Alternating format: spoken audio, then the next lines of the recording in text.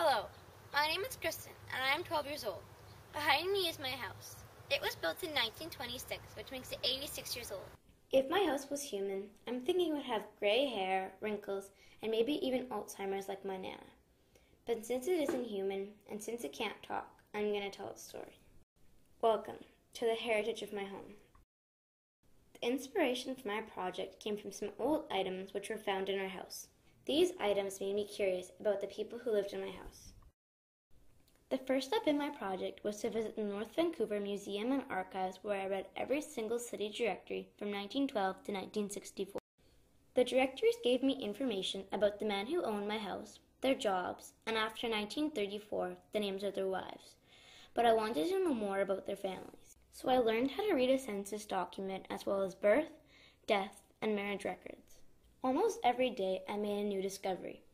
I learned that John Bull, who built my house, was a mining broker in the Kootenay, and that he built my house when he was 76 years old. I learned that Sam Sowden was the manager of the Canadian Bank of Commerce for 17 years, and that this building is still standing today. When we visited the building, my brother and I were excited to find 8 safes and an old-fashioned elevator. I found out that Sam Sowden was also the mayor of the District of North Vancouver in the 1950s and has a street named after him in Norgate. When I was done with my research, I realized that although old homes are beautiful, it is the people who live there who really make the house come alive.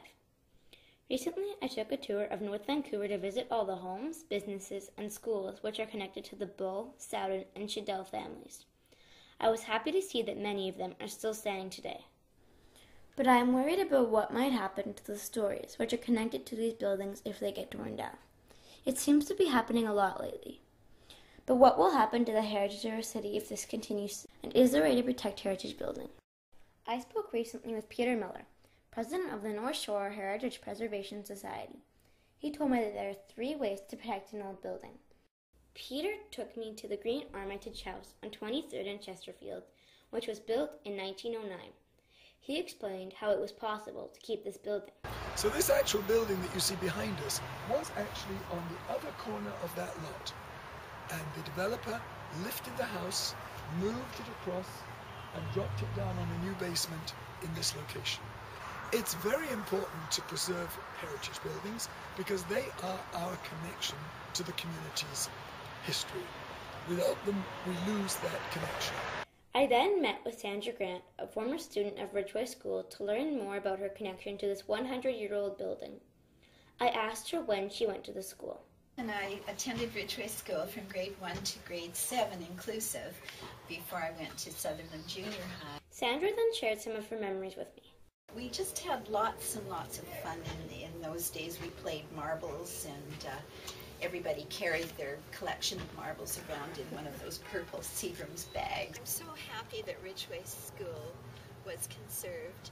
You know, I had such happy years at Ridgeway and remember my time here with great fondness, and many of my oldest, dearest friends and I attended Ridgeway School here at the same time. So there's a real link for me with my childhood. So now I know that it is a lot of fun to research the heritage of an old building. But I also learned that it is important to preserve the building and its stories for future generations to enjoy.